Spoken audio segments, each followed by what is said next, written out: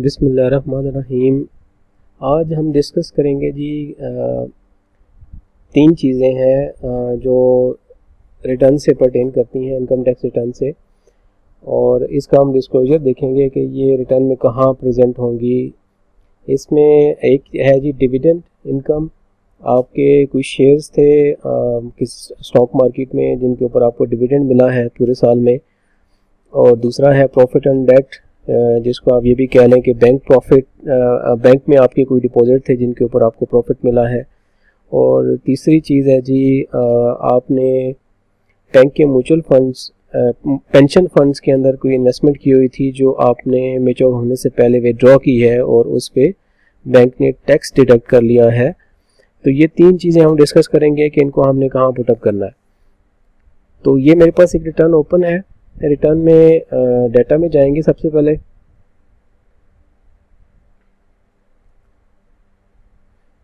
ये तीनों income final taxation से पर्टेन करती हैं। इनके ऊपर जो टैक्स डिडक्ट हुआ है वो फाइनल टैक्स में डील होता है। इनके ऊपर जो आपको पेइंग अथॉरिटी है जो आपको प्रॉफिट दे रही है या आपको जो डिविडेंड दे रही है या जहाँ से आप पैसे विड्रॉ कर रहे हैं पेंशन फंड की सूरत में, तो उन अथॉरिटीज़ ने आपका टैक्स ऑलरेडी डिडक्ट कर लिया होता है और वो एफबीआर को डिपॉजिट भी हो चुका होता है। वो आप अपनी MIS रिपोर्ट निकाल के वहाँ से वेरीफाई भी कर सकते हैं, प्लस आप जो है वो जो भी टैक्स डिडक्टिंग अथॉरिटी है उनसे सर्टिफिकेट लेके वहाँ से अमाउंट ले सकते हैं।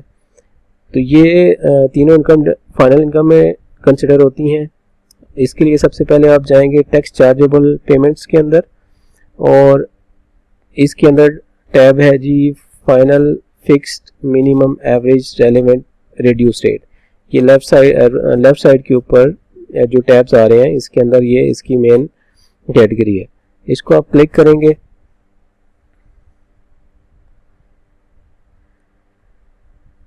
इसको आप क्लिक करेंगे तो ये आपके पास ये वाला टैब ओपन हो चुका है। आप सबसे पहले आपके पास अमाउंट्स होनी चाहिए।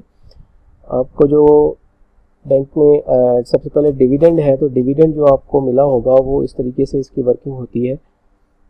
ये वर्किंग आपको अपना ब्रोकर भी दे देता है। ब्रोकर से आप कहेंगे तो वहाँ से आपको वर्किंग मिल जाएगी कि साल पूरे में आपको कितना डिविडेंड मिला है, किस रेट से मिला है, टोटल डिविडेंड की अमाउंट कितनी थी, विद होल्डिंग टैक्स कितना कटा और नेट अमाउंट कितनी मिली आपको।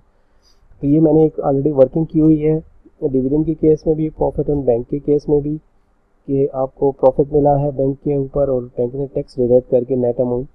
बैंक का जो टैक्स डिडक्शन होता है वो आप सर्टिफिकेट भी ले सकते हैं और आप अपनी स्टेटमेंट से भी ट्रेस कर सकते हैं। आपकी स्टेटमेंट में ये 25,000 जो है वो क्रेडिट साइड पे आ रहा होगा, और जो विदहोल्डिंग टैक्स आपके इस प्रॉफिट के ऊपर डिडक्ट हुआ है सेम डे के अंदर डेबिट साइड पे आ रहा होगा। आपका विड्रॉल जहाँ पे आती है वहाँ पे डेबिट साइड पे आ रहा होगा स्टेटमेंट के अंदर। और इसी तरह जो नेक्स्ट है पेंशन फंड का भी आपको सर्टिफिकेट मिल सकता है। अपने फ़ंड मैनेजर से कहेंगे तो आपको पेंशन फ़ंड का सर्टिफिकेट दे देंगे, या आप अपने एप्लीकेशन में लॉगिन करके अगर आपके पास ऑप्शन होगा तो वहाँ से भी आपको ये सर्टिफिकेट मिल जाएगा। तो वर्किंग स्टार्ट करते हैं। सबसे पहले हम रिटर्न में गए। रिटर्न में हम टैक्स चार्जेबल पेमेंट्स में भी गए और पेमेंट्स के अंदर हम फाइनल फिक्स मिनिमम के अंदर गए। सबसे पहले हम इसमें डिविडेंड की अमाउंट डालेंगे। आप सिंपली इसमें Ctrl+F करें और डिविडेंड लिख के एंटर करें तो आपके पास सिस्टम ने सर्च करके दे दिया डिविडेंड अंडर सेक्शन 150। ये रेलेवेंट सेक्शन है डिविडेंड का, जिसमें विदहोल्डिंग टैक्स जो है वो आपको डिडक्ट हुआ होगा और डिविडेंड आपको मिला होगा। इसमें 7.5% रेट आ रहा है और एक 15% आ रहा है। 7.5% अप्लीकेबल नहीं है। 2021-22 के लिए 15% था फाइलर का टैक्स, तो ये 15% टैक्स आपका डिडक्ट हुआ होगा। अगर आप फाइलर थे और आप एक्टिव थे तो ये आपका टैक्स डिडक्ट हुआ होगा। तो ये आप रिटर्न में जाके ये अमाउंट पुट करेंगे। टोटल डिविडेंड जो मिला है वो आप इस 15% वाले में टोटल वैल्यू यहाँ पे पुटअप करेंगे और इस पे जो टैक्स डिडक्ट हुआ है वो आप नेक्स्ट सेल में, नेक्स्ट कॉलम में पुट करेंगे। ये टैक्स डिडक्ट हुआ था 4950 का, तो हमने यहाँ पे डाल दिया। अब इसको आप रिकैलकुलेट करें एक बार। आप कैलकुलेट करेंगे तो सिस्टम ने आपको टोटल बता दिया कि ये आपका 33,000 टोटल अमाउंट थी, जिस पे टैक्स आपका डिडक्ट 4950 आया है, और सिस्टम ने भी वही टैक्स डिडक्ट कैलकुलेट किया है 4950। तो आपने टैक्स कोई नहीं पे करना, इसके ऊपर ऑलरेडी आपका टैक्स डिडक्ट हुआ है। नेक्स्ट हम देखते हैं जी प्रॉफिट ऑन डेट। यहाँ पे आप लिखें प्रॉफिट,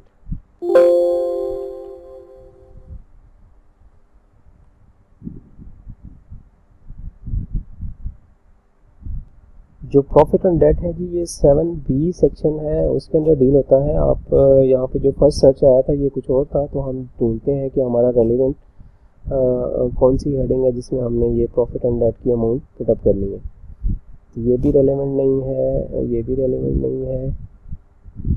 ये profit on debt under section 7B amount not exceeding 5 million. अगर अमाउंट 5 मिलियन से एक्सीड नहीं कर रही तो आपने यहाँ पे अपना प्रॉफिट दिखाना है। अगर ये 5 मिलियन से एक्सीड कर रही होगी तो फिर ये इनकम यहाँ पे शो होगी। ये अदर सोर्सेज के अंदर रिसीट्स और डिडक्शन में जाएंगे, और रिसीट्स और डिडक्शन में ये आ रही है आपका रेलेवेंट हेडिंग के profit on debt if amount under section 7B exceeds 5 million, यानी 50 लाख एनुअल प्रॉफिट आपको ज़्यादा मिला है, 50 लाख से ज़्यादा मिला है एनुअल प्रॉफिट आपको, तो फिर आपको यहाँ पे उसकी अमाउंट दिखानी पड़ेगी। यहाँ आप प्रॉफिट की अमाउंट दिखाएंगे और आगे आप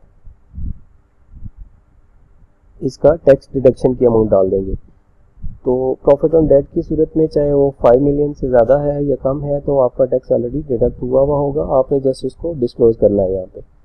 अभी हमारा जो प्रॉफिट ऑन डेट है वो कम है 50 लाख से, तो इसलिए हम इसको यहाँ पे डालेंगे। तो ये 25,000 का हमें प्रॉफिट मिला है। प्रॉफिट ऑन डेट ये यहाँ पे हम इसको प्लस को क्लिक करेंगे तो नया टैब ओपन हो जाएगा। इसमें आपने प्रॉपर बैंक की डिटेल देनी होगी, IBFT दे दें या IBN नंबर दे दें। आप अपने बैंक अकाउंट का नंबर देंगे जो भी आपका बैंक अकाउंट है।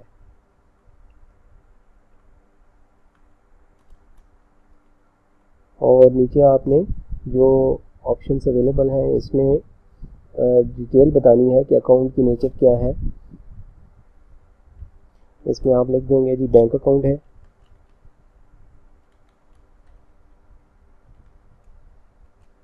और यहाँ आप नीचे बैंक भी दे दें, बैंक का name bank Al Falah for example,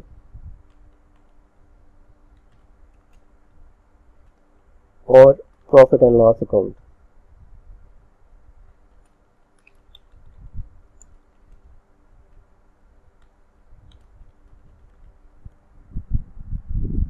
यहाँ पे इसको ओके करेंगे तो यहाँ पे नीचे एक नई रो ऐड हो जाएगी जिसमें आप अपना जो रेलेवेंट डाटा है वो पुटअप करेंगे। अब यहाँ पे हमने 25,000 डालना है,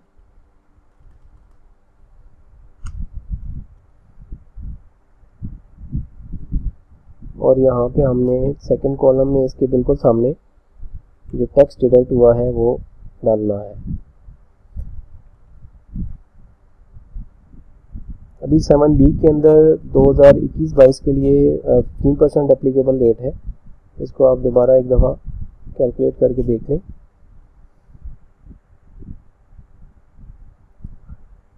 तो ये अमाउंट पहले जो हमने डिविडेंड वाली डाली थी ये अभी तक वो आ रही है। हम जैसे ही हम इसको रिफ्रेश करेंगे तो ये दोनों अमाउंट्स इसमें ऐड होगी, और टोटल टैक्स डिडक्टेड भी जितना बना उतना ही टैक्स चार्जेबल बना, यानी हमारी कोई भी लाइबिलिटी नहीं क्रिएट हुई, हमने कोई भी टैक्स अमाउंट पे नहीं करनी है। नेक्स्ट आता है जी हमारा थर्ड सिनेरियो कि जिसमें हमने पेंशन फंड था बैंक के अंदर हमारा, और हमने उसमें से पैसे विड्रॉ किए हैं और बैंक ने उसके ऊपर टैक्स डिडक्ट कर लिया है। बैंक इसके ऊपर अगर आप मेच्योरिटी से पहले निकाल रहे हैं तो फुल अमाउंट के ऊपर आपके लास्ट 3 ईयर्स का एवरेज रेट निकाल के वो टैक्स डिडक्ट करते हैं। एवरेज रेट ऑफ टैक्स इस तरह निकाला जाता है कि आपका टैक्सेबल अमाउंट और टोटल जो टैक्स 3 सालों का बनता था वो लेते हैं और उन टोटल टैक्स की अमाउंट को डिवाइड करते हैं टोटल टैक्सेबल अमाउंट से, जो रेट आता है उस रेट से टैक्स डिडक्ट कर देते हैं। इसके लिए बैंक आपसे पॉसिबली आपसे जो प्रीवियस ईयर की रिटर्न्स हैं वो आपसे मांगेंगे और आपकी इनकम पे जो टैक्स कैलकुलेट होता था वो आप वहाँ से निकाल के आपके रेट अप्लाई करेंगे। तो यहाँ पे हम इसका एवरेज रेट निकाल लेते हैं कि हमारे जो प्रॉफिट है इसके ऊपर कितना रेट अप्लाई हुआ है।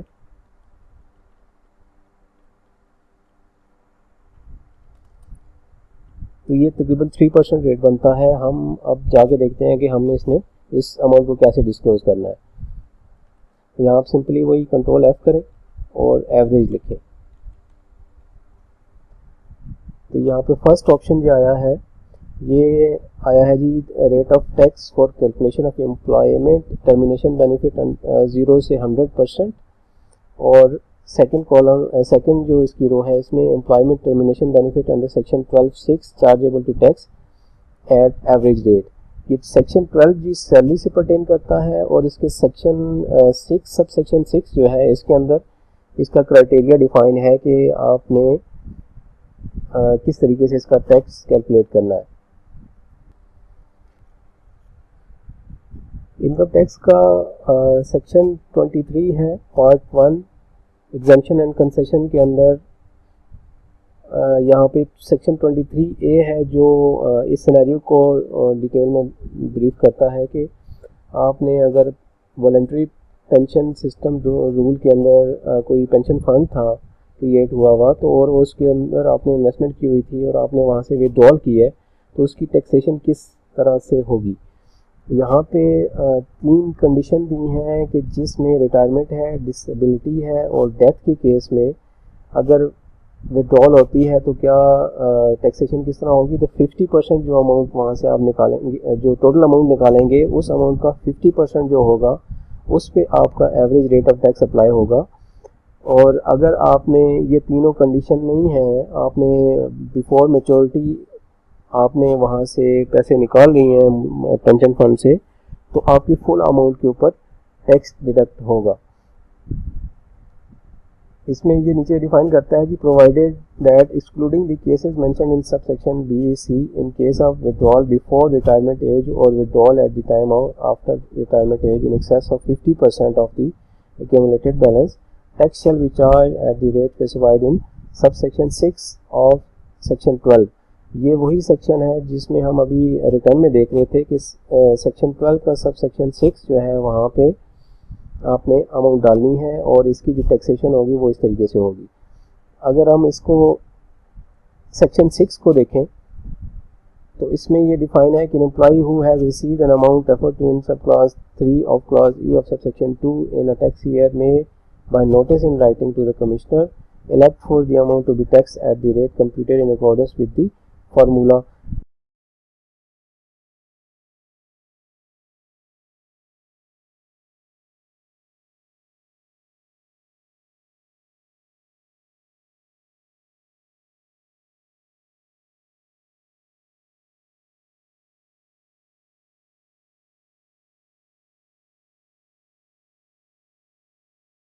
तो वो आफ्टर अप्रूवल जो है ये कैलकुलेशन होगी। यहाँ पे A divided by B percent formula दिया हुआ है। ये वही फर्स्ट जो ए है, ए का मतलब क्या है जी, ए जी टोटल अमाउंट पेड और payable by the employee on the employees total taxable income, यानी टैक्स पेड या पेबल जो था आपका प्रीवियस 3 ईयर्स का उसको डिवाइड करेंगे बी से। बी क्या है, आपकी total taxable income for previous 3 years है।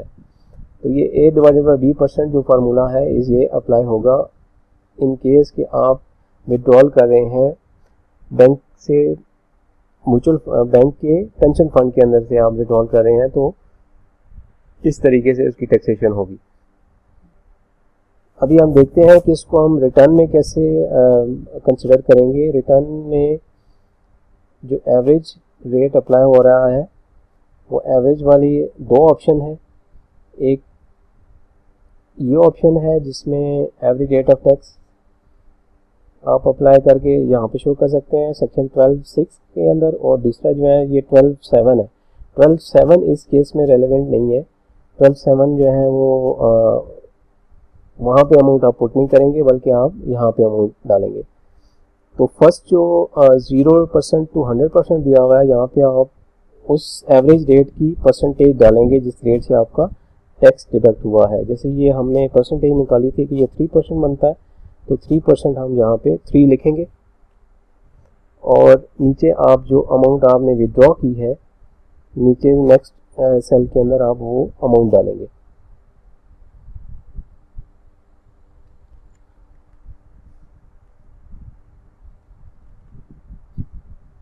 इसके बाद आप इसको यहाँ पे जो टैक्स डिडक्ट हुआ है वो दिखाएंगे।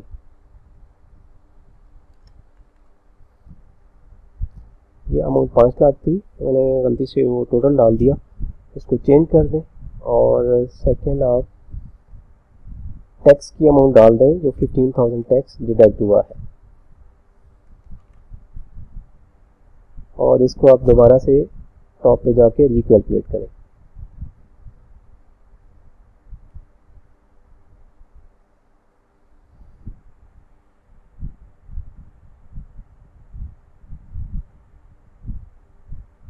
ये 58,000 वो प्रीवियस दो अमाउंट्स आ रही हैं हमारी, एक डिविडेंड था, दूसरा हमारा प्रॉफिट ऑन बैंक अकाउंट था। वो दोनों उनका टोटल आ रहा है और जो टैक्स डिडक्ट हुआ है उनके ऊपर वो अमाउंट 8,700 वो भी शो हो रही है। अभी हमारा टैक्स चार्जेबल और टैक्स कलेक्टेड डिडक्टेड जो है वो दोनों बराबर है। तो मतलब ये है कि हमारी कोई भी टैक्स लाइबिलिटी इन दोनों ट्रांजैक्शन से जनरेट नहीं हुई है। तो अभी हम ये जो हमने पेंशन फंड से विड्रॉल की एंट्री डाली है, अभी हम इसको रिकैलकुलेट करके देखते हैं कि फर्दर हमारी कोई लाइबिलिटी बनती है या इसके बराबर है। बननी तो नहीं चाहिए, क्योंकि हमने दोनों रेट ऑफ टैक्स डिडक्शन जो है वो भी हमने खुद ही दिया है और अमाउंट ऑफ टैक्स भी हमने डाल दिए। तो ये यहाँ पे दोनों अमाउंट्स बराबर हैं, टैक्स कलेक्टेड डिडक्टेड और टैक्स चार्जेबल दोनों अमाउंट बराबर है। अब इसका नेक्स्ट जो फाइनल डिस्क्लोजर है वो आपने जाके देना है जी रिकंसिलिएशन पार्ट के अंदर, वेल्थ स्टेटमेंट में।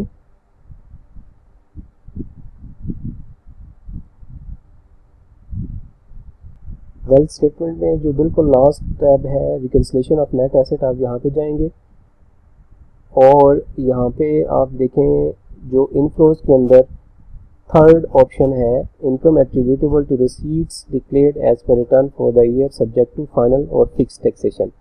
तो यहाँ पे आप अपनी जो ग्रॉस रिसीट की अमाउंट है वो यहाँ पे डाल देंगे 558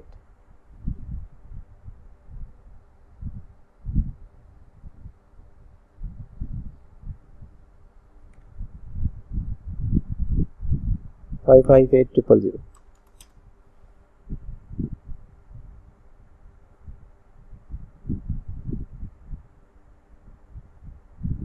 इसको आप रिकैलकुलेट करें तो आपका ये डिस्क्लोजर जो है वो यहाँ तक ही था। बाकी आपने जो रिटर्न से रिलेटेड बाकी वर्किंग करनी है वो इसके अलावा होगी। जो इन तीनों इनकम रिसीट्स से रिलेटेड डिस्क्लोजर था वो दो जगह पे आएगी अमाउंट। एक आएगी आपकी टैक्स चार्जेबल स्लैश पेमेंट्स के अंदर, फाइनल फिक्स टैक्स वाले ऑप्शंस के अंदर, और सेकंड आपकी रिकंसिलिएशन में, रिकंसिलिएशन ऑफ नेट एसेट्स में इनफ्लोज में दिखाएंगे आप इस अमाउंट को यहाँ पे, जो मैंने आपको यहाँ पे दिखा दिया। वीडियो देखने का बहुत शुक्रिया। आप इसी तरह की मज़ीद टैक्स से रिलेटेड और एक्सेल से रिलेटेड वीडियोस देखना चाहते हैं तो मेरे चैनल को सब्सक्राइब करें, वीडियोस को लाइक करें और बेल आइकन को भी प्रेस कर दें। बहुत शुक्रिया। अल्लाह हाफिज़।